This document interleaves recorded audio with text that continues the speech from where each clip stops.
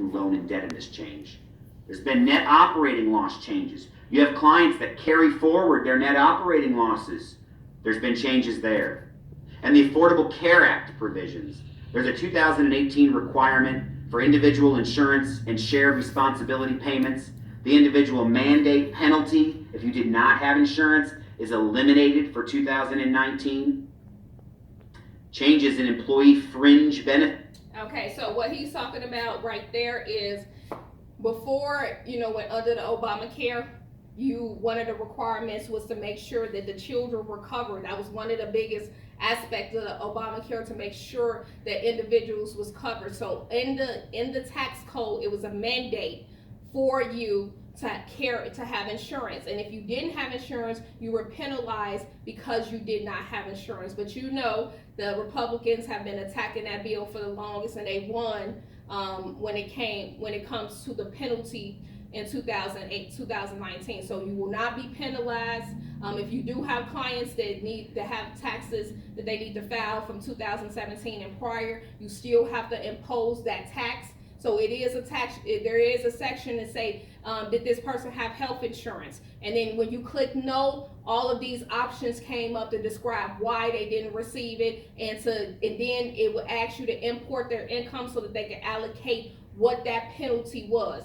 Usually the penalty was like $590 some, if I can remember correctly. But that's it. But it was definitely inputted into the tax return for that penalty of not receiving insurance. So the Republicans did something good right there. I didn't agree with penalizing people for not having insurance. Yes, you want to encourage them, but it's up to their responsibility if they insure their children or not. Benefits and real property depreciation. You have clients that have a rental house, a rental building, a commercial rental operation. There's been changes in the real property depreciation. And I'm on slide 5, and we're still just going over. And then, so we will get into that real property, you guys. Believe me, I know it's kind of hard to understand what he's saying, but when you start to get into the real property and start to depreciate on property, you'll see how fun it is. Honestly, it is. Like even with this building right here, because we're a rental agreement, we can depreciate the fact that we're renting inside, meaning that that we have to replace the lights, that we have to replace certain things in the office itself. So the IRS give you the option of depreciating your rental agreement, or for like the Israel of God, they can depreciate the outside of the building, such as due to the fact of weather each year. So you can depreciate that over the course of 30 years. The system kind of does it, but you got to know how to depreciate it. You got to look up these tables in order to see what the real property depreciation is and the value of the asset. But it'll become more familiar to you guys when you start to go off into the business taxes and into real estate, because you want to get into that. You want to deal with a lot of people who are going to have rental property, and you want to know how to address them statements that they receive. You don't want to, I don't know what I'm doing. No, you will know what you're doing. You will know how to depreciate that assets. You will know how to make sure that you're writing it off if it's a rental agreement opposed to actual landlord. You'll find that out once we get through these next 18 hours. Over the overview of the outline. Take a look at 2.1, the annual inflation adjustments. 2.2, the taxability of the earnings. There's been changes to the foreign accounts and trust requirements. Schedule C, we've got different definitions for income and expenses, business versus hobby income, and they're starting to treat hobby income a little differently. We're starting to see cases now come out where hobby income is being treated a little differently. The business use of the home. I get a lot of questions from all of you during the year. And I'm going to say this, you guys. You have to be aware that just because someone is opening a business or operating a business out of their home, what the IRS consider an operational business out of the home is if this is a primary residency that has a mortgage on it. Just because you're renting outside your house or renting out a renting period, you do not have the right to write off deductions as home-based businesses. It's not considered your primary residency, and you actually don't own that. So you cannot take those deductions. I've seen people who have done so, and they go in there and these people are renting this apartment or they're renting their houses, and then yet they're, they selling stuff on Amazon or they're selling, whatever across the internet, and they actually start to take those deductions under that home section. That will trigger an audit, because you first and foremost have to have that interest, property tax listed into the tax return, and you also have to have the interest on there. So if you don't have those two things on there, the IRS know that you don't have a home, you don't have a property. So how are you taking these deductions? You can't take these deductions if you're living in an apartment, or if it's a rental place that you're living in. It has to be your primary home that you're paying a mortgage on. Okay? So make sure y'all are clear on that, because a lot of people go to that section and then they say, oh, well, I do work in my home. No, this is not your home. I hate to say that, but it's not your home. In order for you to take that deduction, it actually has to be your primary residency where you actually have an interest-bearing statement, debt on it. So I want you guys to understand that. About, can my client deduct this? Can they not deduct this? Keep that in mind. And record keeping requirements. And retirement income. We'll go over capital gains rates. We'll go over tax withholdings and reviewing of the tax returns. You can continue on with this outline. As you see, we get into identity theft and e-filing. And then, of course, the requirements here. Consenting to Circular 230, limited representation rights because you consent to Circular 230, and that will be in Domain 3, and that follows along with the Section 230 seminar. So let's take a look at one of the first changes, and one of the first changes is the new tax rates for individuals. And what I want you to know here you guys have this is in that a PDF. the brackets have changed. The brackets have completely changed. Make sure you guys take the time and look through those brackets, since I'm gonna send that to you in the email so you can have the same PDF. Make sure that you're looking at those brackets so that you can understand how to advise your clients throughout the year on the appropriate tax rate that they are required to pay. They are not required to file exempt throughout the year. They owe taxes just like everyone else. They have to pay taxes just like everyone else. So in order for you to guide your clients in the right way, you want to make sure that you first and foremost understand this tax bracket right here. This is going to be our friend, because it's going to tell us how much taxes they owe. So off of the top of your head, you want to get somebody that come up in here who has a $40,000 W-2. Automatically, you're going to look at this rate and you're going to say, well, you're going to times this 32% to see if that's actually how much they paid. You're going to be able to see this off of the top of your head. You're going to know if they met their tax burden just by simply looking at this and to see how much taxes they actually owe. Okay? So this right here is going to be important to you on how you understand this. How we're going to break this down is, so if they make over $9,525 and not over $38,000, they are required to pay 12% plus $952.50. So that's how much they owe if they make less than the $39,000. So automatically, most people that we're gonna deal with, they're gonna make anywhere between that $30,000. So you're gonna automatically tell them, hey, baby, you owe 12% in taxes, and you will be able to multiply the $38,000 times the 12%, and it will tell you right then and there how much taxes that is. That W-2 is gonna reflect how much taxes was actually withheld. So make sure that you're following up with your clients right now. We're coming to the end of the tax year. Talk to your clients, advise them. If you're exempting yourself, stop. We got 2 more months in a year. We need you to pay your appropriate amount of tax. We need you to go down to 0 and claim 0 exemption so that you are paying the appropriate amount of taxes. This is gonna hurt a lot of our clients when they don't understand that they owe taxes. When you show them, look, baby, you owe 12% of your taxes. You owe this. so that they can understand that they have to deal with that payroll taxes throughout the year. They can't just go exempt, because if you go exempt, there's no guarantee that those credits are going to be enough, especially with us not having that personal exemption anymore, to lower their taxable income. So that's going to be important to your clients. The slide, look at the bottom line. On the right-hand side of your slide, 37% is our new top tax rate. What did that used to be for individuals? 39.6%. So each year, you'll need to take a look at these brackets and you can calculate, okay, what do you think your taxes are going to be for your clients? And if they want to pro forma it for this year, so many of our clients are saying to us, I know I lost my exemptions, but I know I doubled my standard deduction. What's my tax rate going to be? Well, if they're an individual, plug it into here. If they're not making over $9,525, it's 10%.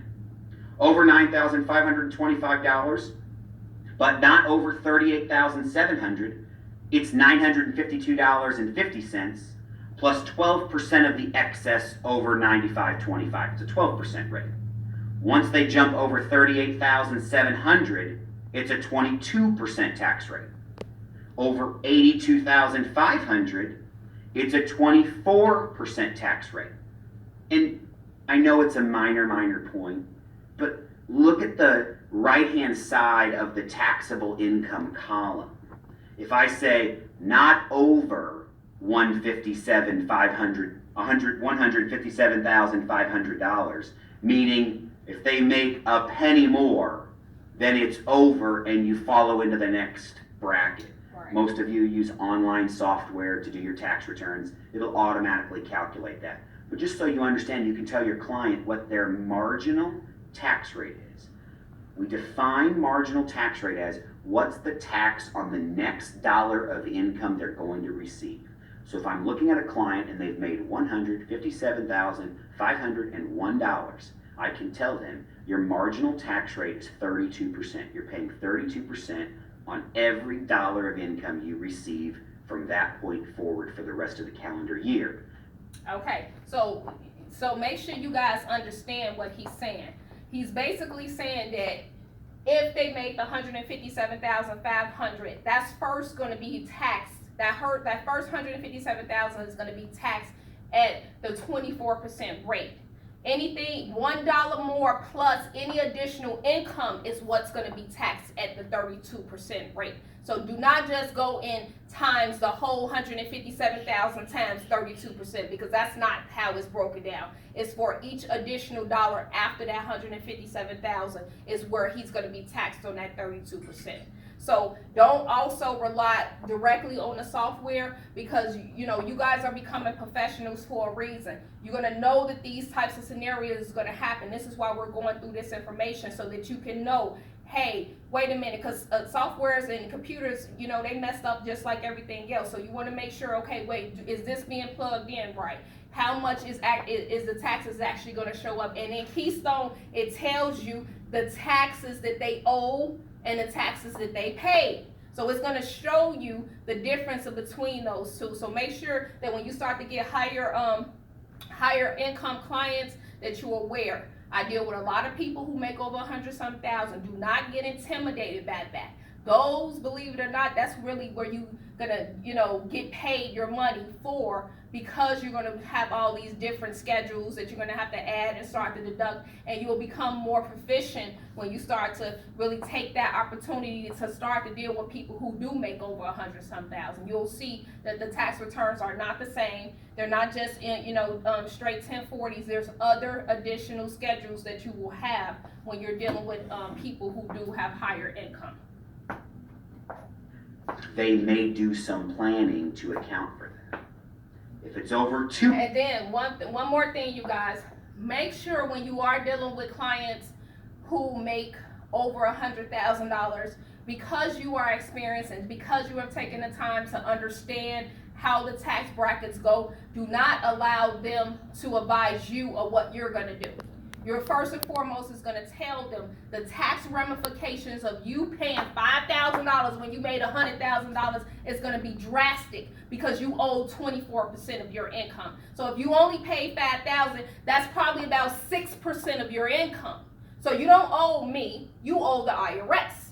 So I advise you to make sure that you're paying your appropriate amount of rates. And also because we're attesting that we understand this knowledge, you cannot continue and file people tax returns who have not met their tax burden.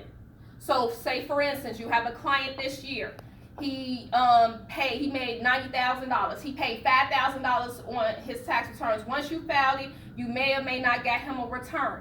Now he's coming back again for next year, and he paid $4,000 worth of taxes this year. You can't consistently file that. You have to first advise the IRS that you have informed this client on the tax burden that they are required to pay. You do not put yourself in a risk just because your clients don't want to pay, that you're now going to go file their tax returns year after year after year with them exempting themselves. You have to let them know that, hey, you know what, because you're not taking my advice, and I tell this to people all the time who I deal with this, I tell clients who make money all the time, you are not worth my license. So if you're not willing to listen to me, then I cannot continue to file these returns. By law, you are required to pay X amount of percent, and the fact that you have not done this and I have filed this return, I cannot go another year with you not meeting your tax burden. So do not allow your clients just to be like, oh, well, I'm just going to exempt. No, not according to the IRS. And when we get into the Circular 230, they will go into details that showing on how you cannot file those returns if they have not paid the appropriate amount of taxes after you have already filed it once before. So I have a sister, she'll get mad at me, but every year she want to play games with her taxes. Every year she want to play $6,000 when she owed $11,000. So this year she get mad at me because she was like, well, I said, well, I'm not filing. I said, I put it into the system. You owe. I'm not doing an offer of compromise because this is the third year. And I said, you're not going to jeopardize all of the clients I have besides you. I said, so you can very much well take your tax return to Jackson Hewitt, H&R Block, or whoever else, because I'm not putting my firm on the line when I've already told you what you need to do and how you need to meet that tax burden. So make sure you advise your clients and direct them in the legal way. Do your client have the right to file their returns when they get ready? Not at all. They have to file their tax returns every single year. They don't have the right to file 2017 and 2019 because they owe or they just don't want to file.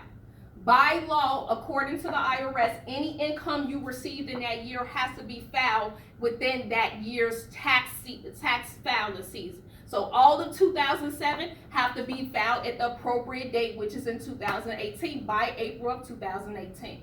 So no, they do not have the right to do that. And you will start to advise your clients of these regulations to protect them. Because if they don't start to file it, the IRS is hired 40,000 new representatives for auditing purposes. You do not want to have your clients or someone that you know legally about to get letters from the IRS. I received was a guy who went to my church, came here with a letter from the IRS because he did not file taxes for 7 years, and they were threatening incarceration on him because he did not file those tax returns. So if you get past 2 to 3 years without unfiled tax returns, you are jeopardizing your freedom because it is considered fraud at this point. 200,000, it's 35%. If it's over 500,000, it's 37%. I feel sorry for those of you that are watching the program from California, because then you have to add in 13% to some of those brackets, as that is one of your top rates in California. These are just the federal tax rates. As you all know, there are many different state tax rates. So keep that in mind as well. Okay, we're looking at slide number 8 now, and we're looking at the new tax rates for married filing jointly. You're going to see in a minute where things change if you file married filing separately, if your client does. And there's some And then you guys know that that's my number one thing that I've been telling everybody about. I'm trying to go half on the husband. Y'all know a good guy out here, you know, before the end of the year. I'm trying to go half on the husband, baby. Okay, so for 2018, the best filing status is going to be married filing jointly. They're getting the house, they're getting all the credits, they're getting the increase in child tax credits, they're getting the highest tax deductions, and they're getting the highest itemized deductions. So this bracket is going to be your friends. A lot of people before, because it was more tax effective for them, one party would file single, the other party would file head of household. Sometimes they switch the addresses so they can both file head of households. However, it's going to be in their best interest to combine their income for 2018, because you will see in a minute when we get into probably the next 2 days, you're going to see why it's going to be in the best interest of them to combine their income. A lot of people will come to you and say, well, Brandy, we've been filing 20 years separate. Are we going to get in trouble? No. You won't get in trouble, because right now, each time you file to the IRS, you're attesting to income for that year. So what happened in all those years? Y'all could have legally been separated. Y'all could have legally been in different addresses. That has nothing to do with what's going on in this tax calendar year. For this year, we're married filing jointly. So make sure once we start to get into the systems, we're going to be doing dummy returns. You're going to see on how it's going to be better for your clients to file jointly if they are legally married. And I'm going to put this disclaimer out there, y'all. If y'all know some good brothers, I'm trying to go half on that husband for the end of the year. Impacts to married filing separately that I want you to be aware of. But take a look at the rates for married filing jointly. The 10% rate is up to $19,050 now. Over $19,050, but not over $77,400, the tax rate's now 12%. Once you go over $77,400 for a married couple, it's 22%. Over $165,000, it's 24%. Over $315,000, but not over $400,000, the tax rate jumps to 32%. Over $400,000, but not over $600,000, it's 35%. And over $600,000, it's 37%. And one thing that I want to mention that I failed to mention on the single taxpayers as well. Let's go back a slide for a second too, because this will fall into the next slide as well. If the single taxpayer has income over $200,000, the single taxpayer is subject to the Medicare tax of 3.8% on passive income. So once they jump over $200,000 on this slide, their tax rate on their passive income, and understand the difference between passive and active, could jump to 38.8% of every marginal tax dollar they receive. For married filing jointly couples, that rate... Okay, so to break down what is active income and passive income, because I know you guys are like, okay, what's the difference? Active income is income that you receive from your employer, such as W-2s. Passive income is coming directly from your businesses. So people, what they're saying is, if these married filing jointly clients, first and foremost, have a combined income, meaning that their W-2s equals up to the whoever somebody mute your phone. Somebody mute your phone. Mute your phone.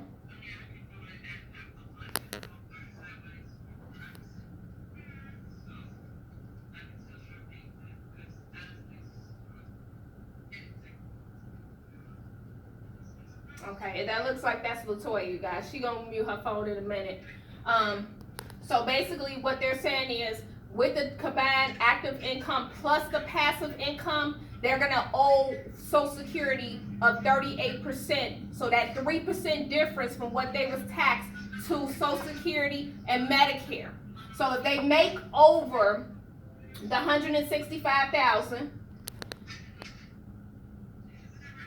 if they make over the $165,000 with active income, the additional income, which is coming from the business, owes Medicare and Social Security tax. That's all he's talking about when he's talking about passive and active income. And you will see that. You will see a lot of married, filing jointly clients. Mothers nowadays have side hustles where they, sell cookies or crochet or whatever it is that they do. They have additional income.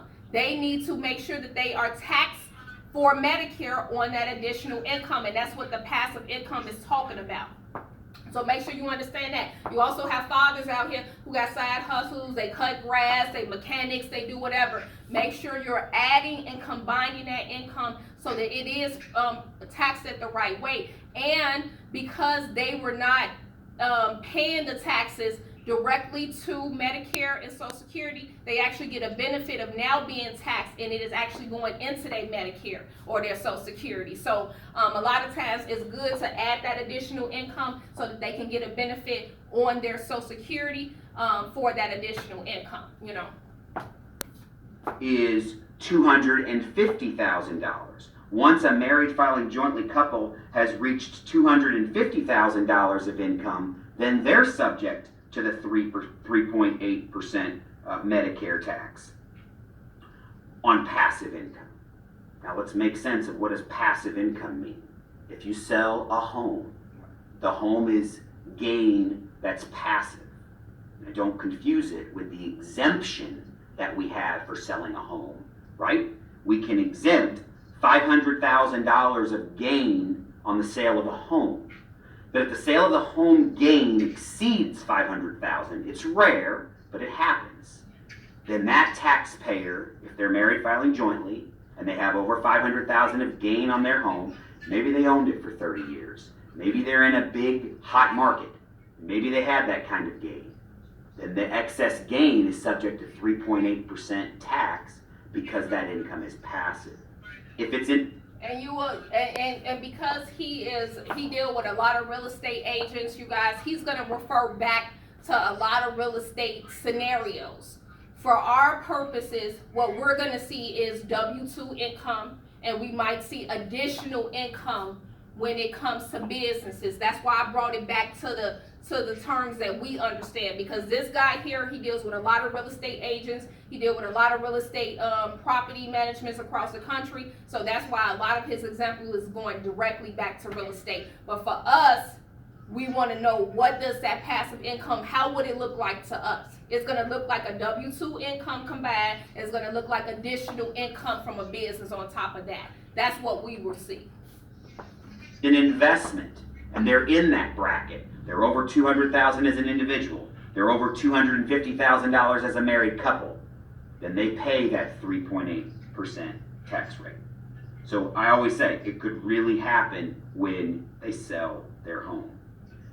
As I mentioned, for individuals, there is significant increases depending upon the state that's in there as well. So we did see a little bit of a drop on these state rates.